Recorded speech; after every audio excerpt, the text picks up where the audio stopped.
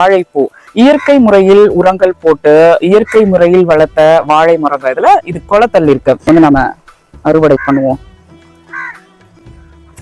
இன்னைக்கு இதை சூப்பரா நம்ம சமைச்சு சாப்பிடுவோம். வாழைப்பூ பொரியல் தான் நம்ம செய்ய போறோம். எத்தனையோ பேர் செஞ்சு போட்டாங்க அப்படின்னு நீங்க நினைக்கலாம். இது நம்ம ஃபார்ம் ஹவுஸ்ல இயற்கை முறையில் உரங்கள் போட்டு அறுவடை பண்ணது.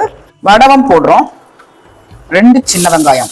வாழைப்பூ வந்து நம்ம உரிக்கும் போதே கருப்பாயிடும், அதனால மோர்ல போட்டு வைப்பாங்க. பண்ண வாழைப்பூவை ஆட் பண்ணுவோம். எப்படி வெண்மையா இருக்கு பாருங்க. தேவையான அளவு இதுல உப்பு ஆட் பண்ணிக்கலாம், அப்பதான் சீக்கிரம் குக் ஆகும். தயிர் போட்டு அந்த வாழைப்பூவை குக் பண்ணதும் அந்த துகர்ப்பு இருந்தது பாத்தீங்களா, அது போயிடுச்சு. இப்ப வந்து தேங்காய், பச்சை மிளகாய் காரத்துக்காக நல்லா அரைச்சு வச்சிருக்கோம், அதை போட போறோம். சூப்பரான வாழைப்பூ பொரியல் தயாராயிடுச்சு.